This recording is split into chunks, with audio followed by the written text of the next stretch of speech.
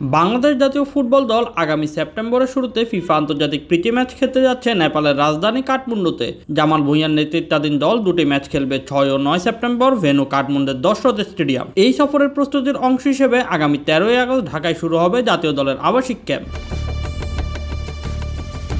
Europe ও উত্তর আমেরিকায় খেলা দুই বাংলাদেশি ফুটবলার হামজা চৌধুরী ও সমিত সোম এই সফরে থাকছেন না। লেস্টার সিটির মিডফিল্ডার হামজা চ্যাম্পিয়নশিপ মৌসুমে ব্যস্ত থাকায় ক্লাব থেকে ছাড়পত্র পাবেন না। অন্যদিকে কানাডিয়ান ক্লাব ক্যাভালরি সিটির হয়ে খেলা সমিতেরও সেপ্টেম্বরে গুরুত্বপূর্ণ লিগ ম্যাচ থাকায় তিনি অনুপস্থিত থাকবেন। বিষয়টি আগেই নিশ্চিত করেছেন বাফুফে বস তাবিদ আওয়াল।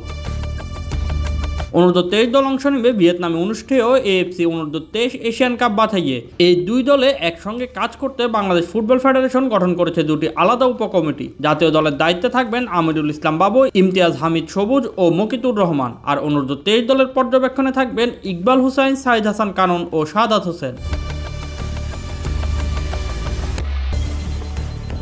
জাতীয় দলের ক্যাম্পে এবার অনুপস্থিত থাকবেন উইঙ্গার ফাহমিদুল ইসলাম। জুনে ভুটান ও সিঙ্গাপুরের বিপক্ষে অভিষেকের পর দারুণ পারফরমেন্স দেখালেও তাকে এবার দেখা যাবে অনূর্ধ্ব 23 দলে। ভিয়েতনামে অনুষ্ঠিতব্য বাছাই পর্বে বাংলাদেশ দল 3 সেপ্টেম্বর স্বাগতিক দলের মুখোমুখি হবে। এরপর 6 সেপ্টেম্বর খেলবে ইয়েমেনের বিপক্ষে এবং 9 সেপ্টেম্বর সিঙ্গাপুরের বিপক্ষে মাঠে নামবে তারা।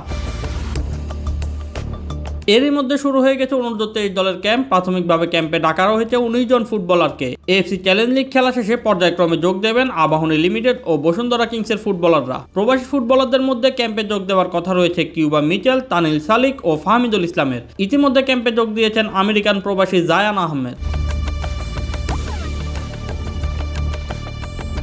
অন্যদিকে জাতীয় দল নেপালের বিপক্ষে খেলার আগে শুরুতে র্যাঙ্কিংয়ে এগিয়ে থাকা দলগুলোর সঙ্গে খেলার চেষ্টা করেছিল। তবে পূর্বের দেয়া প্রতিশ্রুতি রক্ষায় শেষ পর্যন্ত নেপালের বিপক্ষে খেলার সিদ্ধান্ত নেয় Bafufe.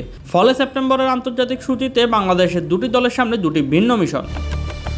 Shoaib Shams, BD sports time.